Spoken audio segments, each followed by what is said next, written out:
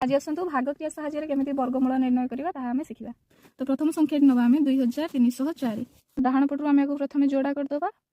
एबे आमे 23 ठारु सान नहले 23 सहित समान हेउथिबा पूर्ण वर्ग संख्या टिए देबा। 4 4 16 एठी देबा काहेकि ना 5 देले एटा हमर 23 ठारु बड़ होई जाई थांता सेति में आमे 4 4 16 देबा। एबे कोन करबा ना देइथिबा संख्याटी को आनिके आ सहित पुणी आमे मिसेइबा।